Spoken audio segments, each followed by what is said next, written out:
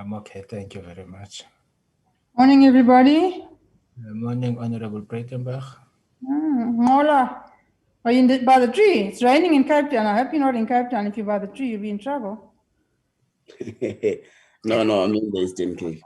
Ah, okay. He is very, very close to the tree. We might have trouble. I think we should all go there one day and chop that tree down. Yes. No, the thing is, it's Saturday, so the offices are closed. So I've tried to locate a better place, but I'm sure it will get better. Yes, no, let's hope so. Good morning. I think let's start. Who is going to be presenting first? Committee Secretary?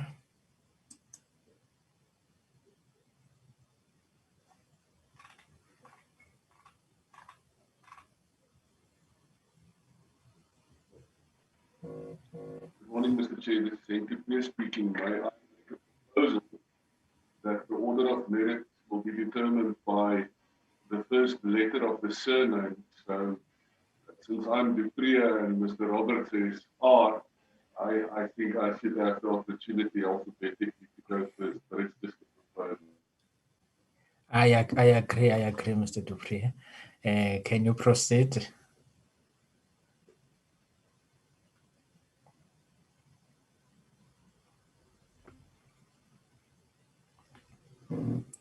We will allow you to load your slides. Sorry, Chair, your image froze. Will I be going first? Yes.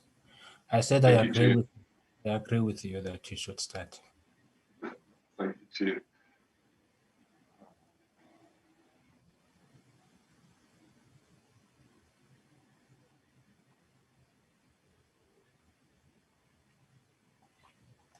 Recording in progress. Mr. Chair, this is now the cleaned up final version of the bill itself.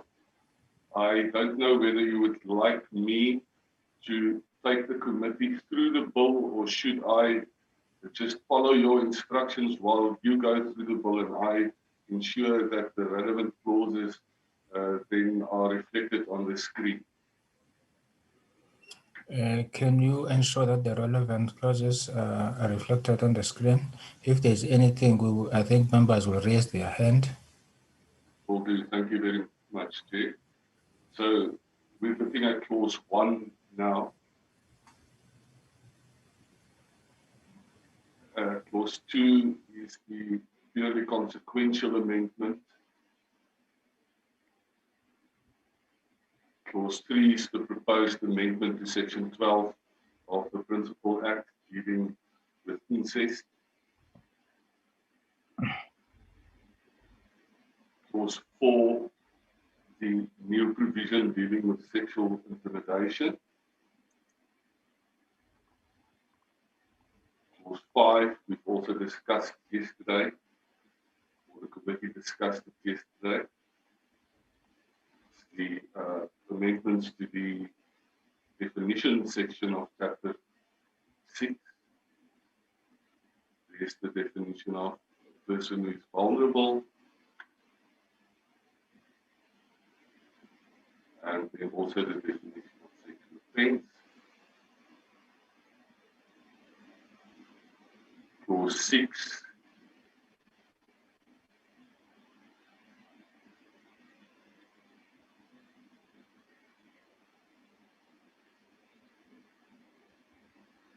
Clause 7. That was the provisions, subsection 4, 5, and 6 was inserted yesterday and approved by the committee. I know whether I should maybe pause here to give members the opportunity to look at this again. Mr. Dupree, I said that members, when they have issues, they will raise their hand, they will stop you. Thank you, Chair. If there are no hands or there is no voice, we'll take it that members are still fine. Thank you very much, Chair. Clause 8, straightforward. Clause 9, also straightforward. Clause 10, the proposed insertions of sections 44B and 44C. Clause 11, consequential amendment, as well as clause 12. Clause 13, consequential amendments. 14, the committee approved a long time ago. Clause 15, consequential amendments. 16, also consequential amendments.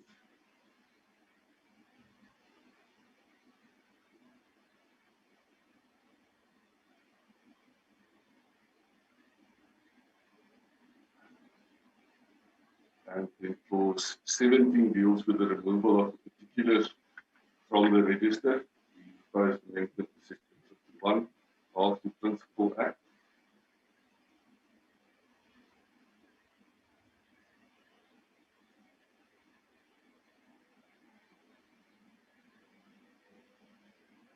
Clause 18, consequential amendments.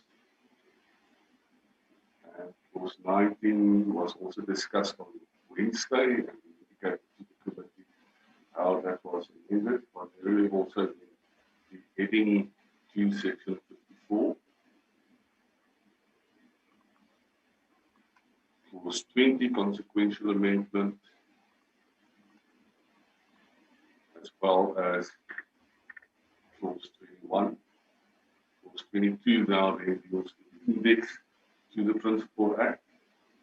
And the full title of commencement provision is reflected in clause 23. With regard to the memorandum on the objects of the bill, we have pointed out to the committee on Wednesday and yesterday the amendments that would be affected to the memorandum on the objects of the bill. And I do not know whether it's necessary for the committee members with the details in that regard. Here it's just to indicate to the chairperson that those amendments have been affected. They're not highlighted anymore, but form part of our memorandum on the objects of the bill, and they will be corrected when we request.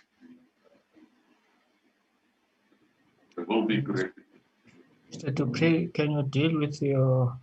We can't hear you properly. Your bandwidth is low. With what? Sorry, Chair, you would like me to deal with? No, I was saying that we can't. Sometimes we can't hear you properly. I think your bandwidth is low. I'm sorry, Mr. Chair. I'll try to speak a bit louder. As I was indicating that the amendments were now affected to the memorandum of the objects of the bill, and they will be the correct objects memo will then be reflected in the B list of the bill. With your permission, Mr. Chair, I would like to take you now to the A list. Yes, can we go to the A list? Members, do you have, before we go to the A list, do you have anything to say or to raise on the presentation that was made? Not from me. Honorable Yako? No, I'm saying not from me, Chair. Thank you very much. I take it. Nothing from me, Chair. Thank you very Nothing, much. Chair. Thank you very much. So we can proceed. Thank you. We can proceed to the next one. Thank you, Mr. Chairperson. This is then the A list, the Portfolio Committee amendments to the bill. We have also at length explained to the committee on Wednesday and yesterday what they entail, and I will follow the same formula then as proposed by you. We'll go through it clause by clause, and then if I have to be interrupted, the members will will indicate that. So clause 1 is then the proposed amendment to the provision dealing with the objects of the Principal Act. Clause 3, the addition of the sentence reflected there at the end of the proposed amendment contained in the bill. Clause 4, we explained why we would reject the clause and replace it with a new clause, that is the sexual intimidation provision. Clause 5, similarly, the rejection and the new clause to deal with the amendments affected by the committee.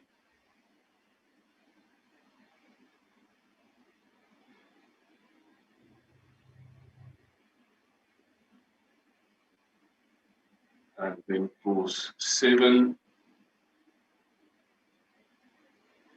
those are the more consequential amendments, but the corrections that have to be made in the provision to the extent that subsections 4, 5, and 6 are added to that clause. Clause 10 is the new provision dealing with the insertion of sections 44B and 44C of the Principal Act. Clause 10, correction of or the renumbering of the clauses. Clause 11, renumbering. Clause 12, renumbering. Clause 13, same thing there, clause being rejected and replaced with a new provision. Clause 14, renumbering. Clause 15, the amendments affected by the committee.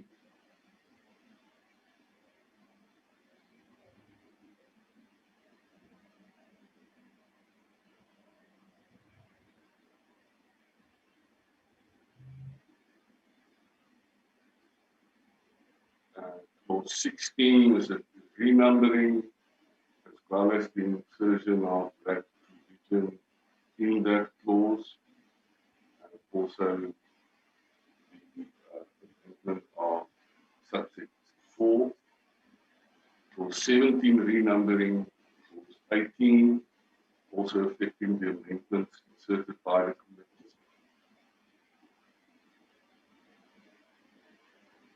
Clause 19 renumbering, clause 21 new clause dealing with the amendment of the long title of the Act. Clause 20 also then affecting amendments to the provision dealing with the index to the Principal Act. Clause 21 renumbering and amending the reference to 2020 to 2021. The new clause 23, of course, is the short title enforcement provision, and then the amendment of the long title to the bill. And that is it, Mr. Chair, from my side at this stage. Thank you, Chair. Thank you very much. Any comments, members?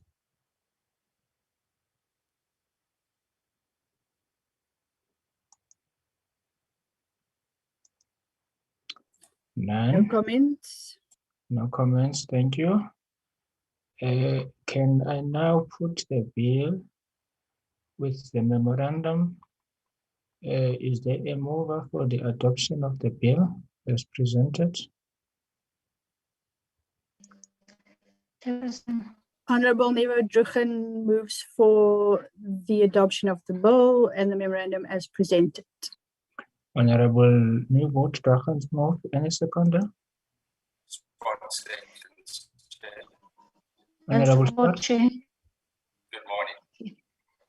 Morning, Honorable Scott. You were supporting? Yes, I am. Thank you, Chair. Thank you very much. Honorable Yako. Wanted to say something? I thought I heard your voice, Honorable Yako. I think it was Honorable Chair. Doesn't Oh, okay. Oh, okay. This is the third time, Chair, you are doing this thing. getting cringe now. So, sorry, Chair, but we must ask Honorable Yago if she supports. I do support. Thank you. Anyone who disagrees? Honourable Chair, it's Glynis. I don't disagree. I'm quite sure we will support it, but I do need to take it to my caucus. Thank you very much, Honorable Dennis. My draadsetter. Almaga. Draadsetter, yeah. I know where you live, Janky. I know where you live. It's okay. Maybe we might need the MPA nearby. We might, some people might need to be charged. Yeah, Janky. For intimidation. No ways. Janky feels intimidated by me. He should go to the nearest police station and say, this old woman intimidated him. Off you go. Okay. Thank you very much, members. Can we deal with the report, Committee Secretary?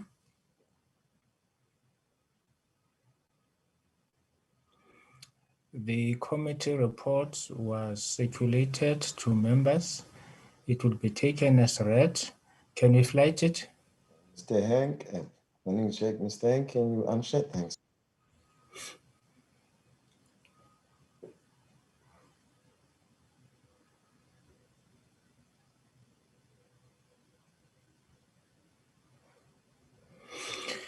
Let's start with the with the corrections report of the Portfolio Committee on Justice and Correctional Services on the Criminal Law, Sexual Offences and Related Matters Amendment Act, Amendment Bill, Bill 16 of 2020, is a Section 75 Bill dated 29 May 2021. Are there any corrections on page 1?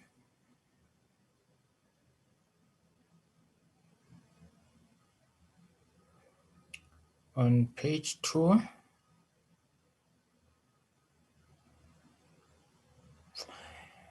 is there a mover for the adoption of the report?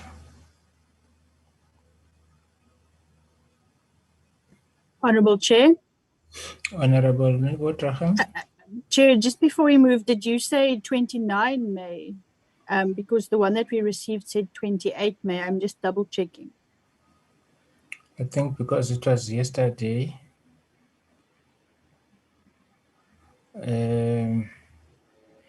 Committee Secretary, will there be any implications?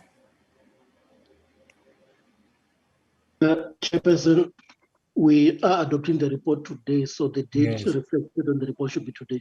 Should be today, yes. Okay. Okay, then I move for the adoption of the report, Chair. Sorry, for interrupting. Could we just possibly go back to the document, please? I would just like to make one proposal. I just picked up something there while you were going through the document. I'm terribly sorry to do this, Chair. Which one, Mr. Dupree? The report, the second page. Okay. Can we go to the report, the second page? If we could just go a bit higher to, I think it was paragraph 4. Sorry, just slowly. Just go down again. When we refer to the sex offenders, or the committee refers to the sex offenders particulars included in the register. The next paragraph, sorry, let me see, no, it's not there. Paragraph 5, please. There's somewhere in this report, Mr. Chair, where we committee part, there we are. The third bullet in paragraph 3, I think it's just R capital S. The offenders, it's spelled wrongly. It's a sex offender. You are cutting, Mr. Dupree. Can you repeat that? Sorry, Chair. In the third bullet on paragraph 6, the reference to sex offenders The word offenders is just incorrectly spelled, I think. Okay. Either remove the A or then just correct the offenders, please. Sorry about that. Okay. Can I now There's the correction there. Is it the apostrophe? Sorry, Chair, or must it be apostrophe S or? That is correct. Yes.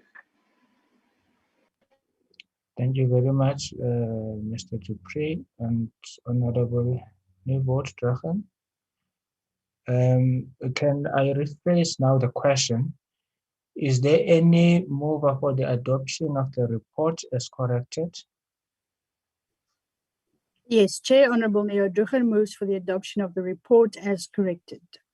Honorable Nieuwoudt Drachen moves. Is there any seconder? Oh, Yeah. no, Honorable Masepa Jaya seconds. Is there anyone who disagrees? Honorable Chair, I don't disagree, but I must take it to my caucus. Thank you. The DA reserves its position. The report is agreed to. Honorable Yako? Yes, I think I'll go in line with the DA. We're not really disagreeing. There's no reason to, but we have to take it back to the caucus. Okay, no problem. On the EFF reserve its position, the report is agreed to. Finally, thank you very much, Mr. Dupree, and to your team, and to everybody who has made comments and ensured that we get the bill up to the stage where it is today.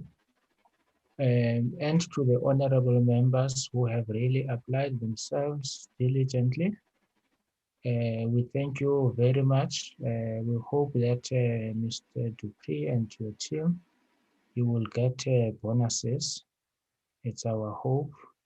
Where will they get a bonus from? Without us having increased the budget, Honorable Lambula must try and find something to try and ensure that you are handsomely rewarded, to you and to your team. I see Ms. Kalapili and Ms. Teresa Ross are here, who are your managers. We would like to say to them, you were correctly supported by this team, and we thank you for your supervision of the team. Thank you very much, members. Honorable Swart. I just want to echo your sentiments from our perspective as well. I want to thank the team, everyone that was involved from the department and Parliament Legal Services and all the people that made submissions. This is a massive, massive bill that we trust will address the gender-based violence. It's a question of implementation. Thank you to Mr. Dupree for his light-hearted yet very serious approach. And we are so pleased that he's recovered from the illness he had last year. And so to everyone that's from the department on the platform, sincere thanks. And Chair, following on what you said earlier, maybe we should pass the hat around for a contribution towards their bonuses. I don't think that's more lighthearted. But again, thank you so much. This is a massive, massive win, as I'm sure we are all together to fight gender-based violence in our nation. We just got to make sure that we give the department and the law enforcement agencies the resources now to implement it. Thank you so much. Thank you very much, Honorable Swart. Honorable Glenis Breitenbach. Thank you, Mr. Chair. Yes, I endorse everything that you've said and thank everybody most sincerely. I'd like to suggest that the committee, perhaps under your hand, Mr. Chair, sends a letter to the Department of Justice conveying our sentiments. When it comes to bonus time and performance assessment time in the civil service, if you don't have a letter, you don't get a mark. So I think, and we all know that, so let's put our money where our mouth is and send them a letter. Thank you. Thank you very much, Honorable Breitenbach. We do so. And even to Parliament, Dr. Lutz and her team. They have been with us and they've given us proper legal advice. And to the NGOs that have really been with us, they've walked this path with us. Thank you very much.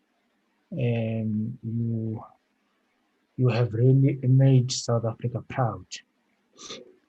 Thank you very much. Can we now go to Mr. Robertson? Mr. Chairperson, sorry for interrupting, but may I please be excused? I dropped my phone last night, so it's full to secure now, and I have to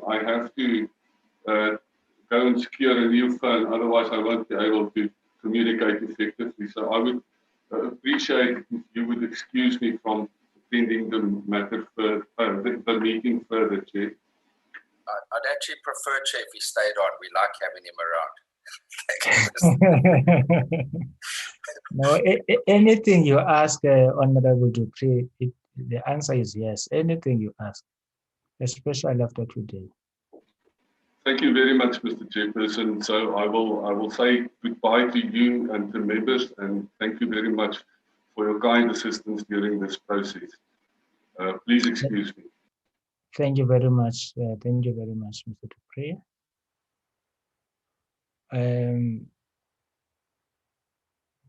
Can we allow Mr. Robertson and his team to upload the slides?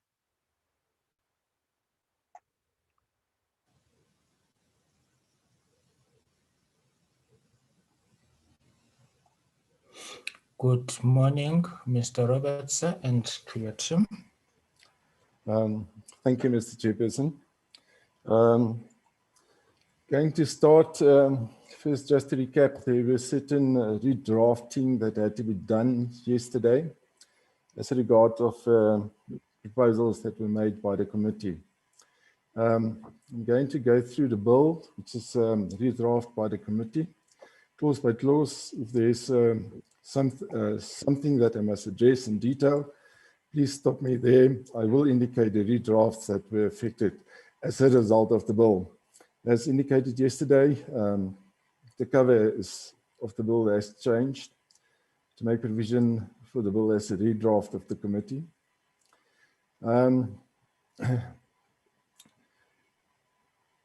Clause 1, insert arrangement of sections in the Domestic Violence Act. Clause 2, substitute section 1 of the Domestic Violence Act, first to provide for definitions. And it also further then clarified the position of co or third parties that is used to commit domestic violence, and the application of the Protection of Harassment Act. Clause 3 inserts new sections 2A and 2B in the Domestic Violence Act. Clause 3 deals with arrest by a peace officer without a warrant and certain assistance that needs to be provided to the complainant. Clause 5 inserts a new section 3A in the Domestic Violence Act, and that deals with the powers of police to enter a private residence. Clause 6 substitutes section 4, and that deals with the application of a protection order. Clause 7 inserts a new section 4A to provide for domestic violence safety monitoring notices. As a result of yesterday, there were objections to subsection 12, where it provided that the National Commissioner must, in consultation with the Minister, issue national instructions. I think it was resolved yesterday that the National Commissioner must consult with the Director General of Justice. So that has been affected. Clause 8 substitutes section 5 of the Domestic Violence Act, and that deals with consideration of applications and issuing of protection orders. There were no real big amendments here. I just want to point out that after I considered the bill yesterday, something that was left out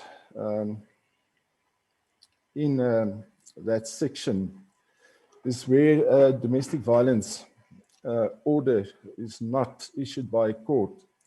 And in that instance, in the subsection 5, there were no provision that a clerk of the court must notify the complainant that a court has not issued a protection order. I think this is an important aspect. I have included it. Can we have comments, since it's something that it's new? Can we have comments from members? Honorable Neo Drugen, I support that the clerk of the court must inform the complainant. Thank you very much. Any other input? Werner Horn, I think it makes sense. Thank you very much, Honorable Horn. I take it there's no one who disagrees. Then we will proceed. Thank you, Mr. Thank you, Mr. Chairperson.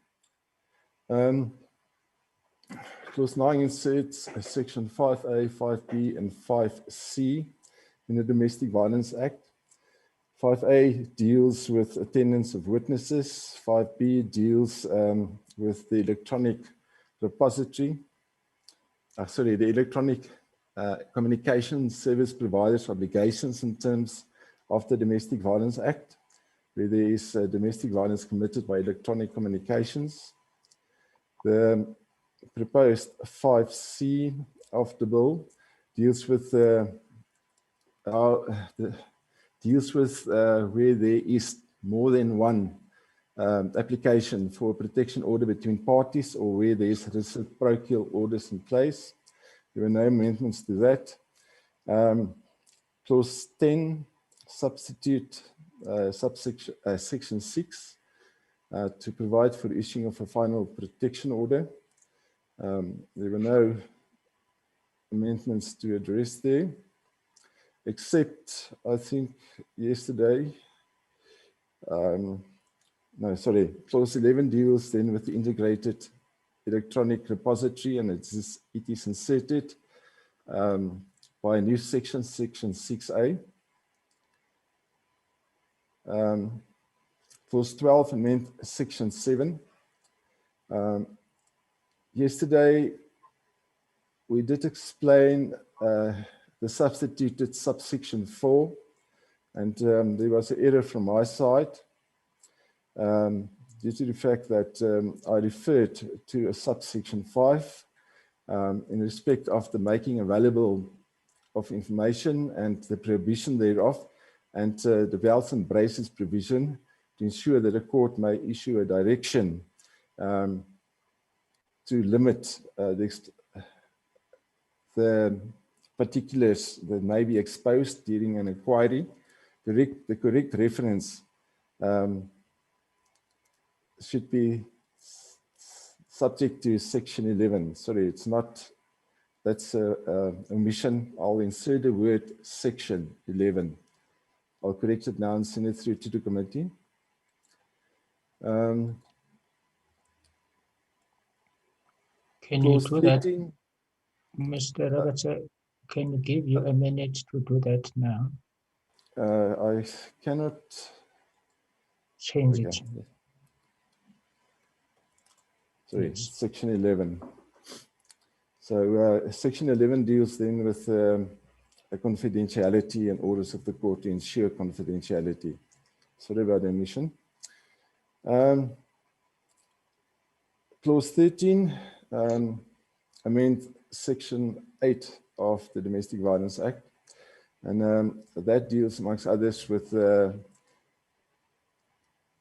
the providing of a warrant of arrest and the powers of a police official to arrest a respondent who contravenes a protection order.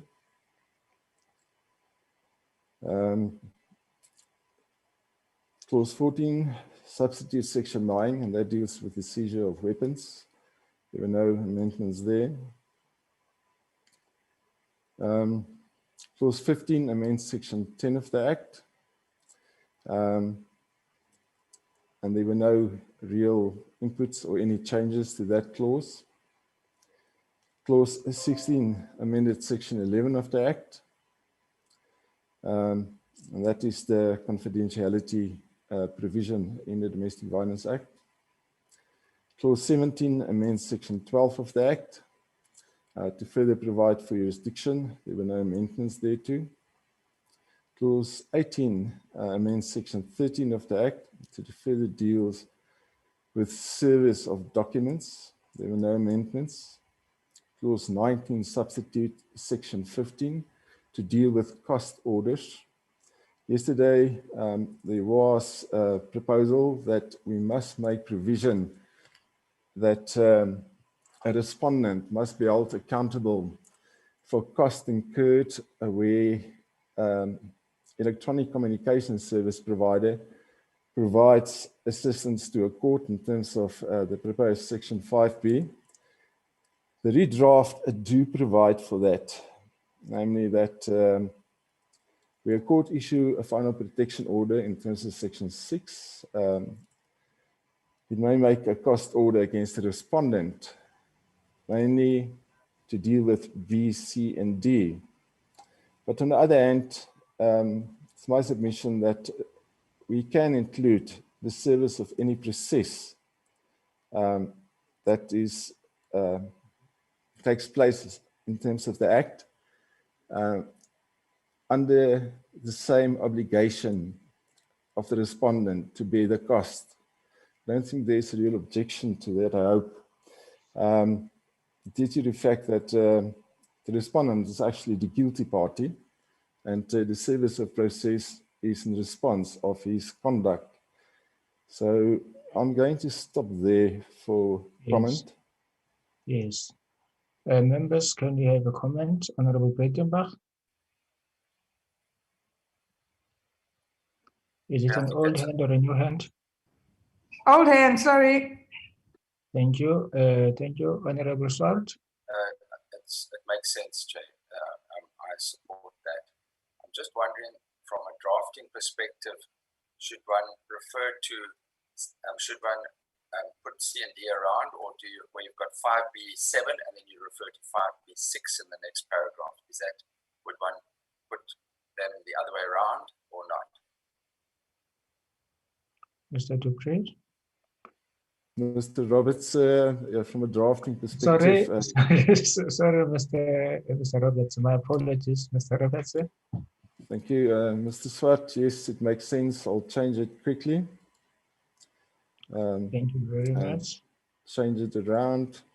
Can you change it around so that we can see it?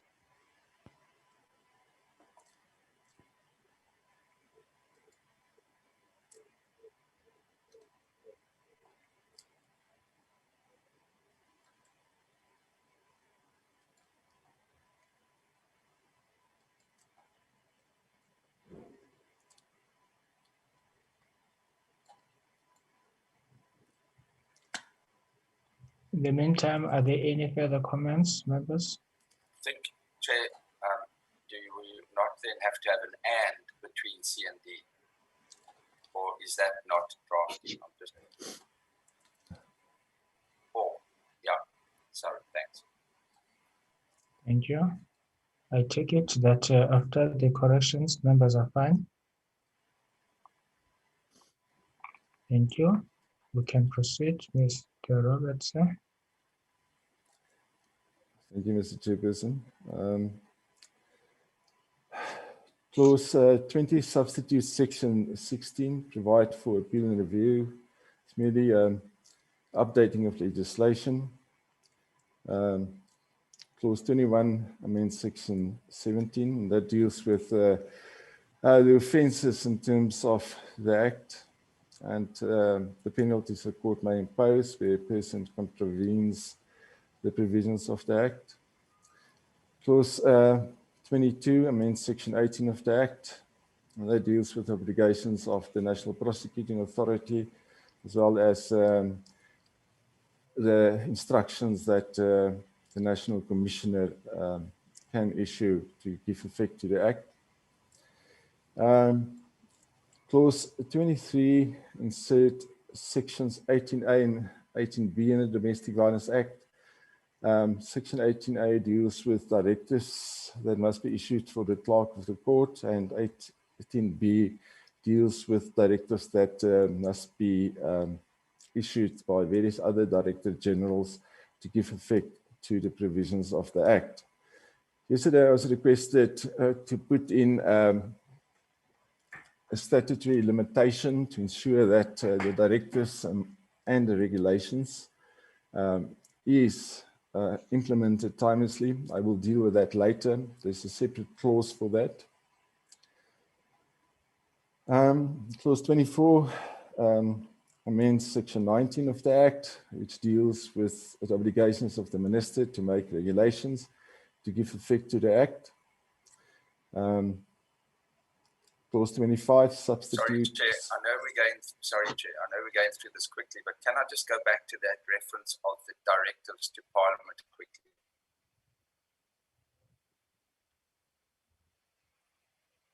Is that, sorry, Chair, may I put a question? You can proceed, Honourable Swart. Is it mere tabling or is it for approval? Because I know, and I'm not voicing a view either way, but I know when it's for approval, it can lead to many delays. Must be submitted. What does that mean? Is it just text? So it looks like that's just tabling. It's not necessarily approval. And I'm not saying Parliament should approve it because that often leads to many delays. But can I just get clarity on that? I'm sorry, Chair, at this late stage, but I just need clarity on that. Mr. Swart, this is merely to submit regulations to Parliament.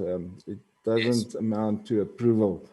And okay. yes, I'm happy, Chair. I'm happy. Thank you so much. Mr. Chair, sorry, I missed one further amendment that were affected.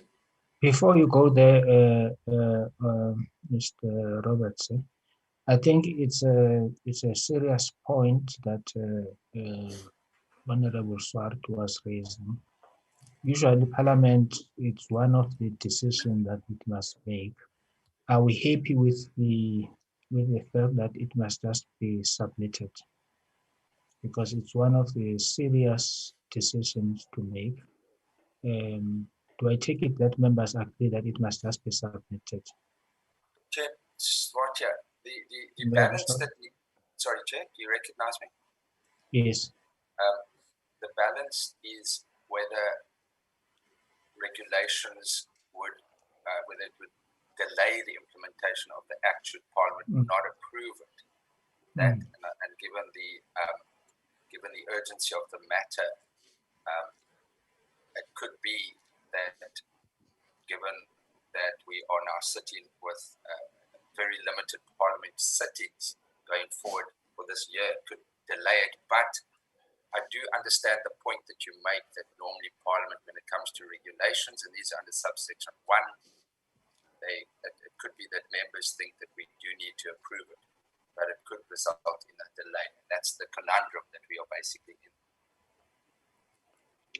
Yes, thank you very much, Honourable Swart. I'm raising it not generally to say that we need to approve them, but I was just saying that because it's one of the major constitutional duties that Parliament has to make, a decision that it has to make, that we have to be sure that members are saying that it must just be submitted. I'm not disagreeing with the reason. Honourable Ngolo? No, Chair, I think indeed this is a very important aspect that we need to guide properly. But one part that makes me a bit comfortable with the submission part is that it says it must be submitted prior to publication thereof in the Gazette. So I think it affords us maybe a little bit of time if we were efficient in terms of dealing with these matters, where we see some kind of a problem, to deal with it prior the gazetting of that particular regulation. So I think, Chair, maybe it's fine, let's leave it like this, hoping that it won't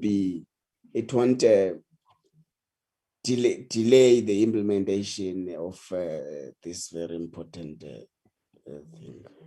Thank you very much. Thank you very much. Honorable Horn. Yes, Chair.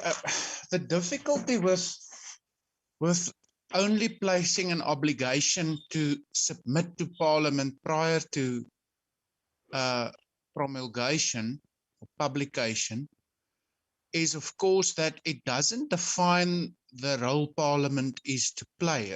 I agree in principle with the Honourable Nola that it should give Parliament an opportunity to express a view if there is something that is problematic in the regulations. But unless it's better defined, ultimately it might be that we sit with a situation that these regulations are submitted to Parliament, but given that there is no proper role described for Parliament in dealing with it, it might just gather dust on a shelf somewhere. So I'm not disagreeing with those who say that from a practical perspective, it could be problematic for Parliament to always approve before it is published and implemented, but also to just say submission, I think in certain respects will create a possible loophole. Thank you. Thank you. So in actual fact, there is no disagreement on the submission to Parliament, but Honorable Swart, Honorable Horn, I think is questioning the rationale for it to be submitted if there's no role to be played. Mr. Roberts, sir? Mr. Chairperson, what we can do is probably insert the word consideration prior to publication thereof in the Gazette. The problem is, as Mr. Swart pointed out, if Parliament has to approve, it will lead to substantial delays. Parliament need to be briefed on the regulations, etc. If you keep it kind of vague to merely provide for consideration prior to publication thereof, it will to extent address Mr. Horn's objection thereto.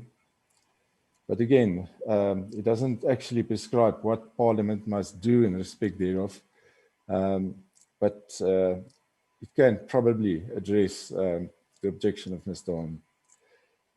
So that is what I can propose currently. My submission is due to the fact that regulations are already in place and it was made timelessly previously. The regulations will probably also be made timelessly in this instance. I will deal with the other clause that deals therewith. But yes, Parliament, if it's just submitted to Parliament, you can actually just table it in the National Assembly and National Council of Provinces, and that will be it. So a quick proposal, I can insert consideration. Otherwise, I think the current revision should be adequate due to the fact that Parliament, if there's a problem, it can raise objections in this regard. That's my response. Honorable Swart, followed by Honorable Nico. I'm not sure what it means for consideration. understanding would mean that, as Mr. Robertson says, you would have to brief the committee, and it would then have to probably be a committee House resolution. So I'm just concerned about delays, given the pressure that we are under. One doesn't want to detract from our role to consider regulations, but one needs to bear in mind when we consider regulations, it is an accept or reject. We can't amend regulations. We can only accept them or reject them. So I'm mindful of the pressure that we are under to finalize, and that this might be a cause of delay, given that there's going to be very limited parliamentary sittings going forward for this year. Is it, can I ask Mr. Robertson, is it envisaged that there will be substantial regulations? Because if that is the case, then it would delay the matter. But we have to balance, as you've indicated, Chair, that we can't detract from our role. But I don't want us to be accused, yes, we are now delaying the consideration of the regulations.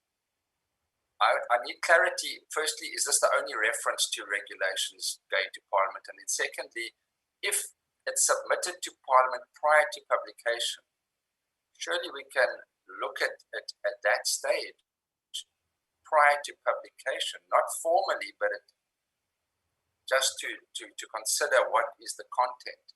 Maybe we can ask for a specific arrangement with the table or something in Parliament that we have a look at that, because then it's prior to publication. Informally, we could then speak to the department, but I must say that it's a difficult decision to make. In the normal course, I would want Parliament to consider, have a proper briefing, but I understand the challenges with time in this regard. Thank you, Chair. Thank you. And we must also bear in mind that these regulations are not only for one committee. You are involving Department of Health, Social Development, many other departments. Honorable Nivo Drachans, followed by Ms. Christian Silkstone, Ms. Honorable Ernest Breitenbach, Honorable Pile, Ms.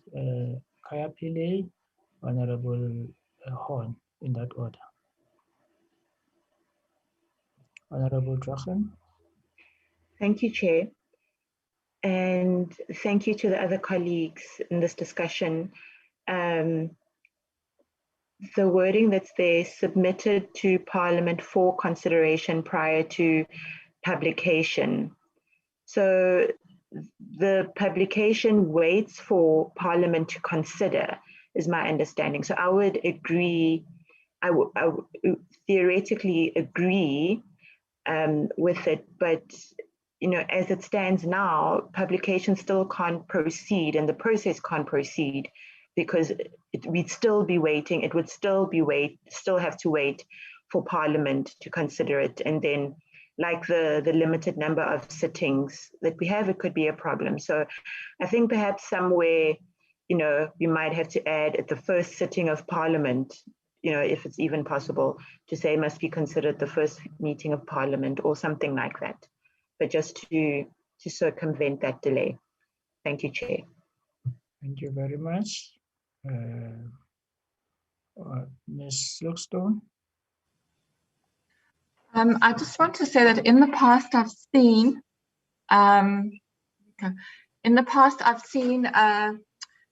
provisions where we've given Parliament a specific amount of time in which to consider.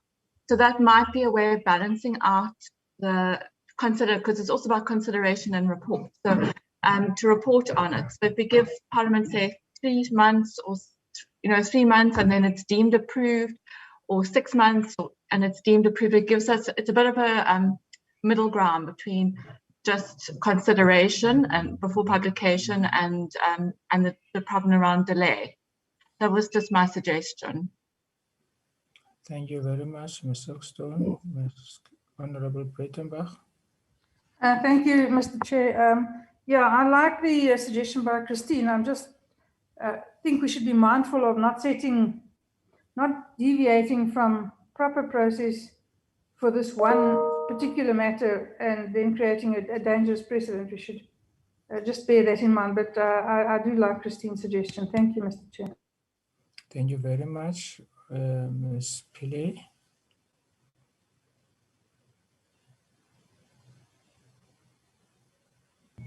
Ms. Pillay. Good morning. Thank you, Chairperson. I just want to pick up from where Christine has spoken about giving Parliament. I have seen clauses where we give Parliament a period of time. But Chairperson, I just wanted to mention that with the Legal Practice Act regulations, the Act there is very specific that it must be tabled in Parliament for approval. So notwithstanding the issues around delays, etc., insofar as the passing of regulations is concerned, I think that to say just consideration and leave it at that may not be sufficient in these circumstances. But yes, Chairperson, I will leave it at that and leave it in the hands of the committee. Thank you. Thank you very much, Honorable Horn. Yes, thank you, Chair. I think we're progressing.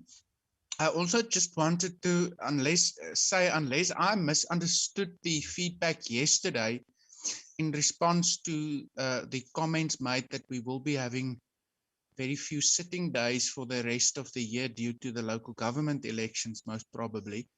The way I understood the feedback from the department yesterday is that in all likelihood, the development of the regulations will in any event go beyond that period. And so therefore I agree with the Honourable Breitenbach that we should not make a law now dealing with the next 4 months, but rather look at the principle. And in jest, I want to say that if this committee has now set a precedent to sit on Saturday mornings, then quite possibly that in any event would enable us to deal with regulations on a speedy basis. Thank you, Chair. Thank you very much. Chair, sorry, I don't see a place here on my screen where I can show my hand. It's in Alberta. When the members are done, may I please just say something in regard to the formulation of this regulation and the practical issues that Mr. Swart is referring to. Proceed, Ms. Porter. Thank you very much. First of all, Chair, I just want to confirm that in many pieces of legislation, there is the submission to Parliament, or it's just like that, submitted to Parliament prior to publication. And then in the other cases, it's saying pertinently that it is for approval. So we've used this must be submitted to Parliament, as Sarel said, just like tabling. One of the concerns that I always have is, I'm fully aware of the important role of Parliament in making the law and not the executive.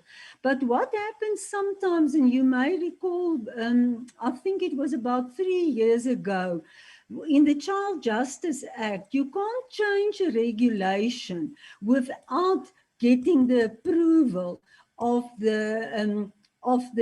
Parliament.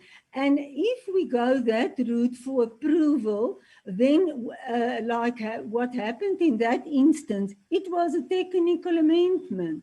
So we've wasted all the time of Parliament just to look at a technical amendment or one or other form that has been reformulated. So for me, from a practical view, from my experience, is that we must take into account what was the reason why Parliament decided to delegate the power to the executive. So, and not to do by means of just saying approval always, then defeating the whole purpose of why it was delegated. And I fully agree with what Mr. Swart said about the delays. Even if it's for consideration within a specific period, because the next question is, what happens if if that period is not made, and you will recall with the Child Justice Act, we had that same problem. So I'm just pleading to the committee, whatever they decide is, to make it just possible for the executive to carry out the mandate that you've given for us efficiently and without going through a very long process. You also recently looked at the promotion of access to information regulations, and there also in that act there's only a reference to must be submitted to Parliament prior to publication. Thank you, Mr. Chair. Thank you, Ms. Potha. But I think there was an issue that was raised by Honorable Horn with respect to the fact that if this act or this bill is passed, they say in the next month, in the next week or so, then it goes to the NCOP. Then thereafter, the regulations would be drafted within the next 12 months, which means it will be sometime next year. So Honorable Swart, given that, what delay are we dealing with? Because already it will be in the next 12 months, within the next 12 months. Chair, Honorable Chair, Swart? I think I must learn to keep my mouth shut. I shouldn't have raised this. If you look at the Principal Act, the Principal Act says regulations must be submitted to Parliament prior to publication. Yes. Considering what you've indicated that any regulations would have to go to various committees, that's even more of a delay. I would strongly suggest that we stick with the wording in the Principal Act, which we are now amending, which is taking out the words for consideration. The Principal Act, that's the Act. Why would we want to change? And those were the founding regulations in terms of the Principal Act.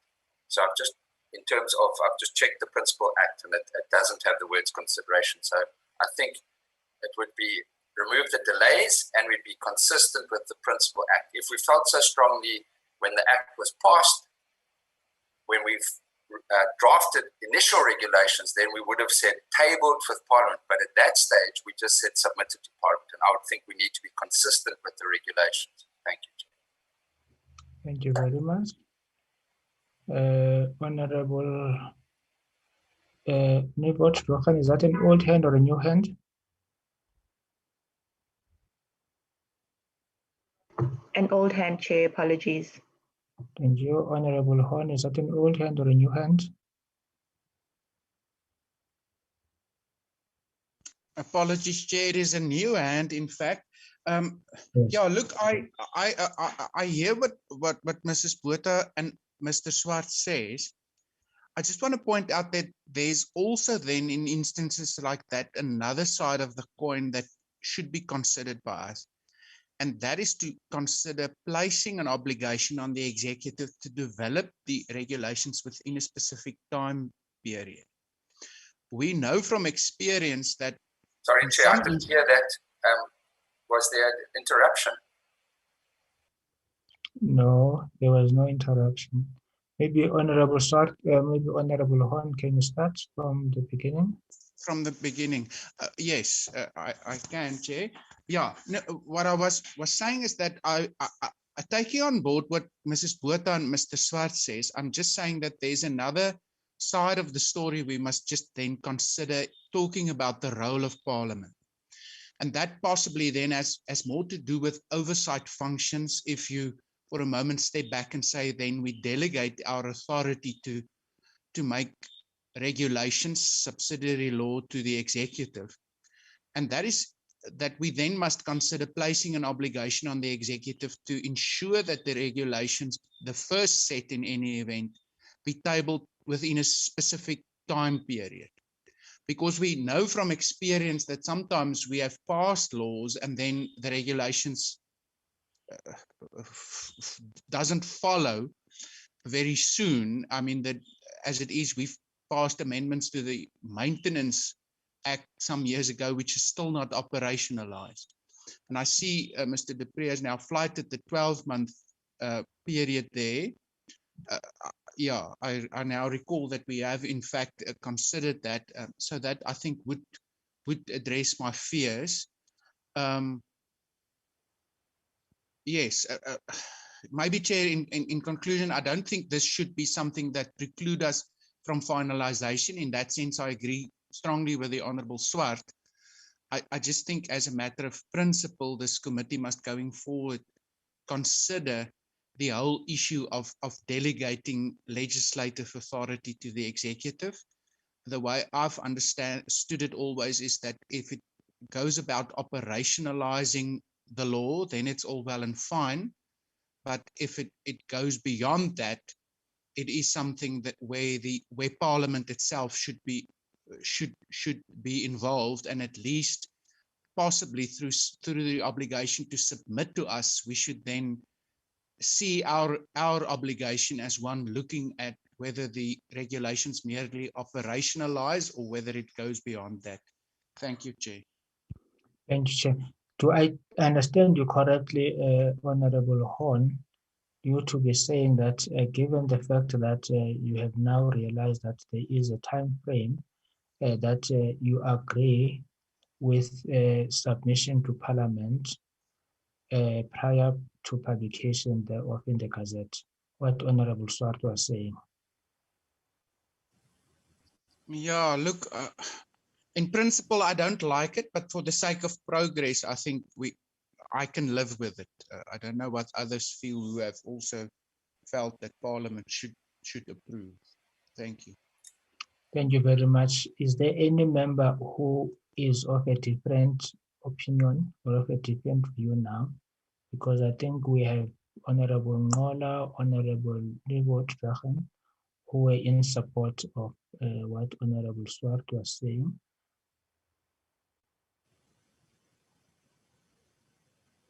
And none. It's agreed to. Can we proceed? Thank you, Mr. Chairperson. Yesterday I was requested to make provision for a specific time period to ensure that the directives and the regulations are issued timelessly. I had to effect a further amendment to section 18B, and in terms of that section, I placed application on the various Director Generals to also submit the directives in terms of section 18B to Parliament before it takes effect.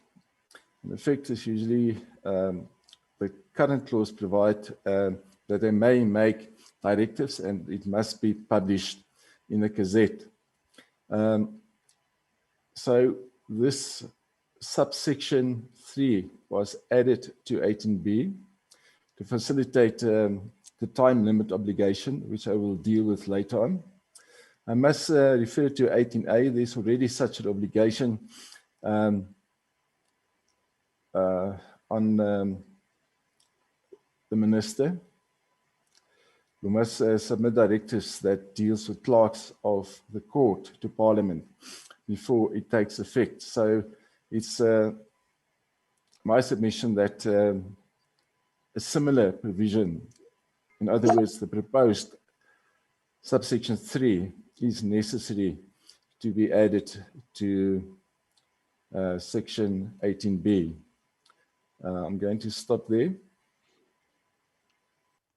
Any comments, members? None. Let's proceed.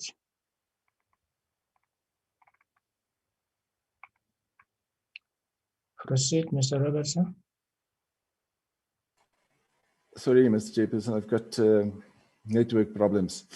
In terms of yesterday's discussion, a new clause was included in the bill to provide that directives that needs to be issued in terms of Section 18A and 18B must be submitted to Parliament within 12 months from the date of publication of the Act in terms of Section 81 of the Constitution of the Republic of South Africa. In terms of Section 81 of the Constitution, it provides that a bill, if it's assented to and signed by the President, becomes an act if it's published. So this is to ensure that on publication of the Act, in other words, when the bill becomes an Act, this provision will be operative. I know in the past there is provisions in certain clauses that regulations must be submitted to Parliament within 12 months before a specific section or the Act come into operation. What usually happens is that the implementation of the bill is substantially delayed then, and only when it is then implemented is the obligation to submit it to Parliament. So this is to ensure that once Parliament approves the bill and it is assented to and signed by the President in terms of Section 79 of the Constitution, and thereafter published in terms of Section 81 of the Constitution, that a 12-month time limitation becomes operative. Further, the new clause 26 further provide that in a case where Director General referred to in Section 18A and 18B fails to submit the directives to Parliament within 12 months of the date of publication, the Director General must report such failure and the reasons for such failure to Parliament before the end of the month, following the month on which the 12-month period expired, and further thereafter at such intervals as Parliament may determine. This should ensure oversight by Parliament to control the publication of the directives and also to hold the various Director Generals accountable for their obligations in terms of the Act. A further provision is included to provide that a failure to submit the directives to Parliament within the 12-month period does not affect the validity of such directives if it's thereafter submitted to Parliament and thereafter issued. This is to ensure, or rather to sidestep the interpretation problem, which is to the effect that if an act specifies that something must be done within a specific period of time and it is not done, then you cannot, after that period, actually promote regulations or issue directives or make subordinate legislation. So if the 12-month period is then missed and the directives is thereafter issued, it will not affect the validity. Section 26.2 of the bill places the same obligations on the minister, namely to submit the regulations that are necessary or required to be made for the proper implementation and administration of the Domestic Violence Act to Parliament within 12 months. One must remember that Section 19 of the Domestic Violence Act provides that a minister may make regulations. So it's actually discretionary.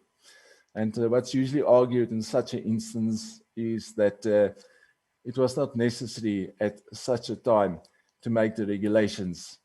So this is to address the aspect that was raised yesterday, to ensure first that regulations and directives must be made within 12 months, that Parliament have an oversight function to ensure that the directives and the regulations is made timelessly, and further to provide that late submission, or rather late issue, or making regulations outside the 12-month period will not affect the validity thereof. I'm going to stop there. Any comments, members? None. Proceed, Mr. Robertson. Thank you, Mr. Chairperson.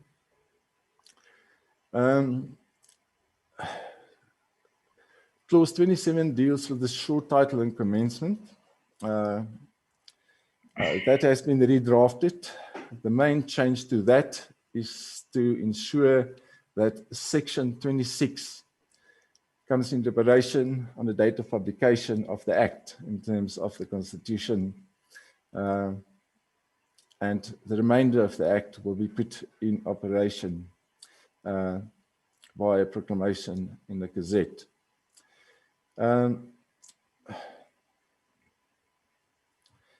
The schedule to the Act amend various laws. It was discussed yesterday, and there were no issue raised.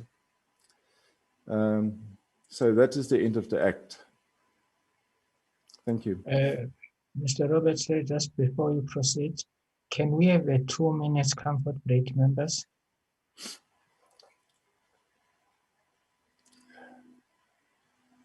Thank you. Certainly. Thank you.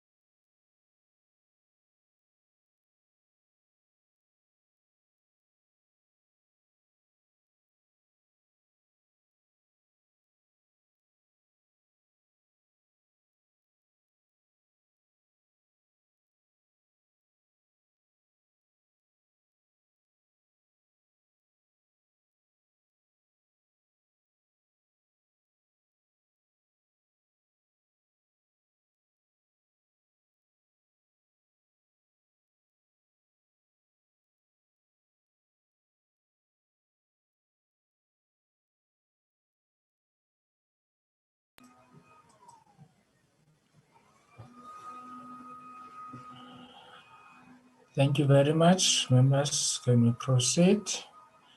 Anything that you want to raise, Mr. Robertson? Mr. Chairperson, I think I've got nothing from my side to raise, and that is the bill after the redraft of yesterday. So I place that before the committee. Thank you. Thank you very much, Mr. Robertson. Members, can you take down the slides, Mr. Robertson?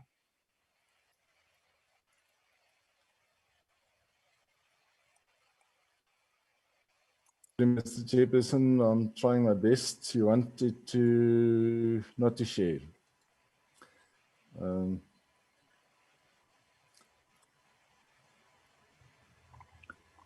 Yes, we are still trying. Let's proceed. Thank you very much. Honorable members, is there a mover for the adoption of the bill as presented?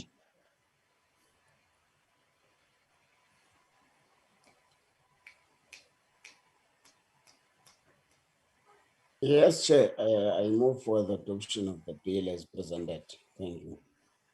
Honorable Ngola moves for the adoption of the bill as presented. Is there any seconder?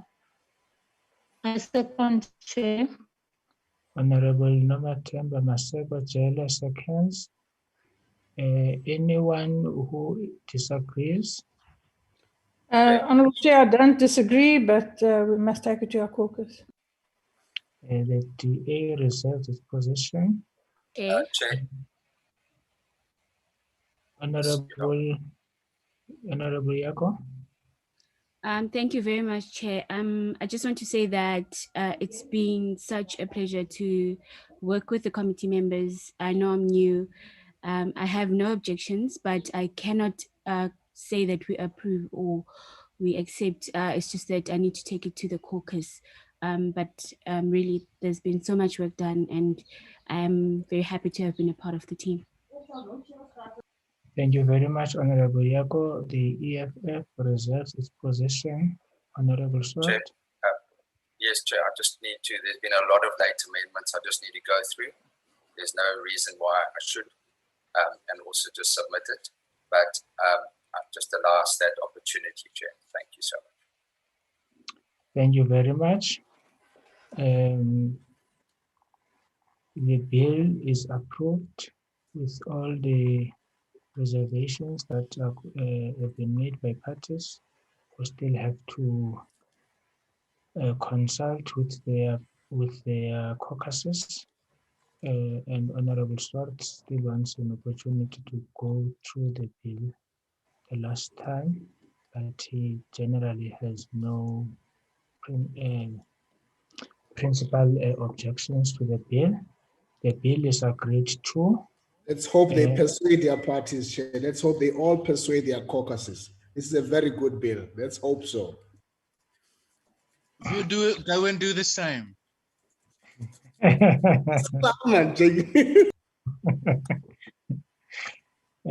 No comment.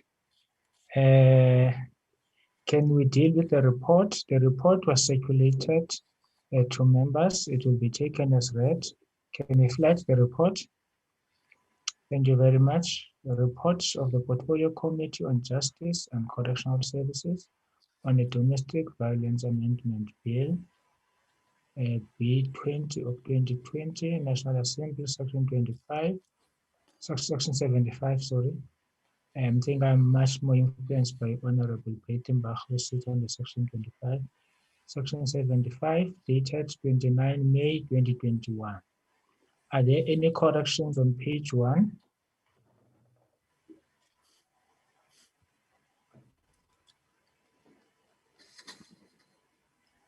On page 2?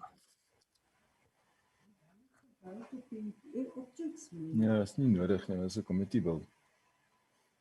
So. Mr. Roberts, this is not a committee bill, because the more we talk about that, it's going to create problems, because there would need to be a particular process followed for it to be a committee bill. Yes, it's a redraft. It's a redraft, yes. Yes, that's correct, Mr. Chairperson. Yes, are there any correction on page 2? And none. Is there a mover for the adoption of the report? Honorable Leo Drugen moves for the adoption of the report. Honorable Leo Drugen moves for the adoption of the report. Any seconder? And I second, Chair, the adoption of the report. Thank you. Honorable Maseko Jele seconds. Any objection? Honorable Chair, we don't object. We reserve our position. The Democratic Alliance reserves its position. Thank you, Chair. That would be the same for the EFF. And the EFF reserve its position. And the same for the ACDP. Thank you, Chair. The ACDP reserves its position. The report is agreed to. Mr. Robertson and your team, we owe you a serious debt of gratitude. We know that this was one of the biggest chunk of the 3 GBV bills and much more complicated, but you have done with your team a sterling work. We are seriously indebted to you, to your hard work, to your dedication, meeting impossible deadlines. We know it has not been easy. We are particularly indebted to yourselves and to the members of the department and the members of the committee and the parliamentary staff for even sacrificing weekends. We don't take that lightly. We know that a human being needs a much more holistic approach. It cannot be all about work. You need time with your families, with friends, and your loved ones. But we are really grateful that you took this Saturday and many other Saturdays and sleepless nights, especially from the drafting side, to ensure that the war against gender-based violence is won. We are seriously indebted to yourself and the members of the Portfolio Committee for your teamwork, for your positive spirit. The country is really proud to have public representatives like yourselves. Thank you very much, members of the Portfolio Committee, members of civil society. You have ensured that it is not only in words, but it is both in words and deed, that democracy is at work, that you are active citizenry. You have ensured that you make very valuable inputs to the process. The process is much richer than when it started because of your contributions. We are seriously indebted to yourselves also, and to members who continued, members of the public, who continued to watch us and to give support to the process. Thank you very much. I have people that have raised hands. It's Honorable Nebo Drachans, Honorable Swart, and Honorable Betis, Honorable Glenis Breitenbach in that order. Thank you very much, Chairperson. To Mr. Roberts, I myself just want to say thank you to you and your team, and especially thank you for your patience when, especially me, when I got confused with the clauses and needing to check everything. So thank you very much to you and your team for your patience, your time with us, and ensuring that the work continues. And I also want to say thank you to civil society and the NGOs who are on the platform and have been all the time, and the comments that you've provided. And and also to the public who've made submissions. You know, we needed a lot of amendments to make lives better for women and children. And then also to my colleagues, thank you very much for your input and assisting us. So thank you, Chair. Thank you very much, Honorable Nebo Drachans, Honorable Swartz. Thank you, Chair. I would like to echo your sentiments and the sentiments of the Honorable Wilma as well, in thanking firstly the department, Mr. Robertson, Ms. Buerta, Ms. Clark, Ms. Pillay, Dr. Lewis from Parliamentary Legal Services as well. I've worked with you for many, many years, Mr. Robertson, others, and you outdid yourselves with this piece of work, which is so required given the fact that so much of domestic violence, so much gender-based violence takes place in the domestic environment. And I think we have worked very well together. I would also like to thank the committee staff for their inputs, making sure we've got the documents in time, setting up these meetings, the IT staff for ensuring these meetings take place virtually, is a pity. I would have loved to have been at Parliament with all the department, and we could have gone out for lunch at this stage in celebration. But I'm very mindful as well, lastly, that civil society played a key role with all these submissions. My thanks to them as well. It will be up to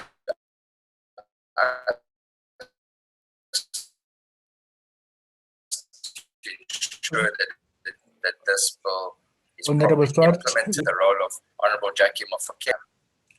you are cutting. Thank you, Chair. Is that better? can- I just wanted to say, let us not forget the role that the Honorable Jackie Mofokeng played in this bill as well, who is deeply, deeply missed. So thank you once again from my perspective to everyone and to my colleagues for the collegial way, and particularly dealing with the suggestions from the ACDP. Thank you so much. Thank you very much, Honorable Swart. Honorable Breitenbach. Thank you, Mr. Chair. Yes, I echo what everybody has said and thank everybody involved. Again, I would like to suggest that the committee sends a letter to the department and to Parliament to thank the various parties. And I'd like to thank you, Mr. Chair, for steering us through this process so very competently. Thank you. Thank you very much, Honorable Breitenbach. I think on my side, I think we have to not take it for granted that the committee staff and the research unit that have really worked very hard. I know that most of them, when it's late at night, we still contact them. They have no weekends. They have, for the past few months, they've had no weekends and they've slept very late at night. Thank you very much to all of you. And I know Mr. Njikela is here. Our word of gratitude to him and to especially Dr. Lutz, who assisted us despite her health condition, but she really sacrificed to ensure that we are where we are. Thank you very much. And to the members of the media who have really covered this issue of GBV, gender-based violence, extensively. They showed that they are part of a society that is in pain and they want to play a very constructive role. And we are seriously thankful to them also. Members, I've also been advised that next week we will have to adopt quite a number of minutes that we have not been able to adopt in the past 2 weeks or so. I suggest that if members are agreeable, yesterday we could not pass the report on the South African Human Rights Commission because there was no seconder. If members are agreeable, can we just process that issue so that we don't have to deal with the report and the number of minutes next week? And we also know that we would be debating the 3 GBV bills, will be dealing with the budget, so members will be extremely busy next week. So can I, with the permission of the committee, bring back the report on the South African Human Rights Commission? My apology, Chair. Its network is bad. I wanted just to say thank you and also all in the honor of Comrade Jackie. Thank you very much, Team Justice. Thank you very much. I hope those who will be debating the next week would honor Honorable Mofokeng for her hard work, for her passion during the stage when we were processing these bills, for her dependability, for her humor, for her humility, for her warmth, and for her love and respect to all of us, not only to members of parliament, but to all members of staff. I think her being the member of this committee has taught us one or two things, but most importantly, it has taught us that humility is a strength. She was not a walkover. She said things as they were, but with serious humility.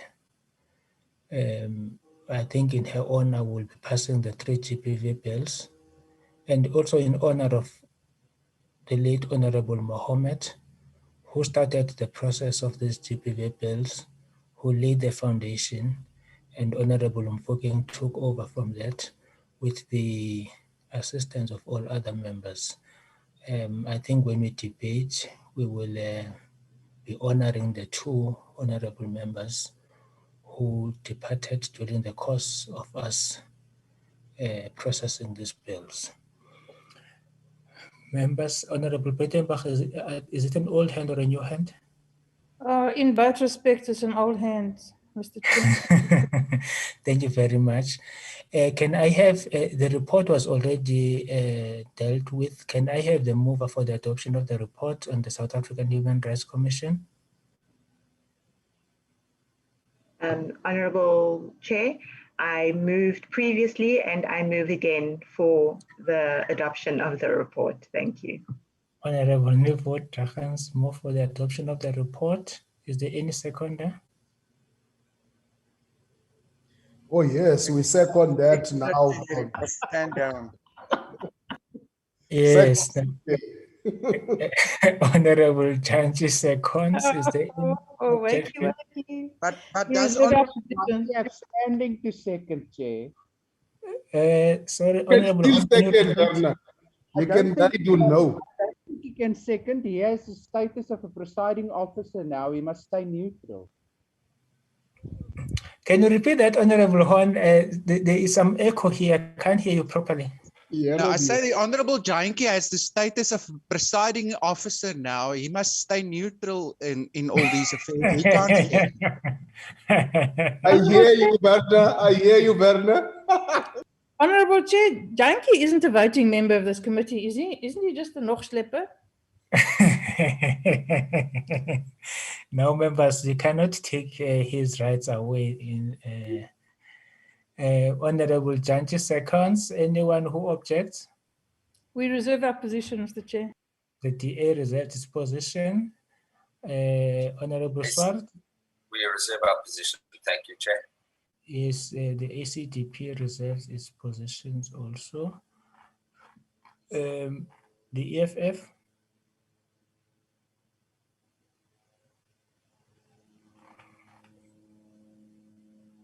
The EFF reserves its positions. Reserve, yeah. Yes. Honorable Yako has written in the chat that they reserve their position. The report is agreed to. Thank you very much, members. I was hoping that if we're in Cape Town, really, we were going to go out for lunch, but COVID-19 has denied us that opportunity. After recess, I ask of all members to really reboot, relax, and ensure that we come back much more rejuvenated. You have done a sterling work. We are really indebted to all of you. Thank you very much. The meeting is adjourned. Thank you, Chair. Thank you.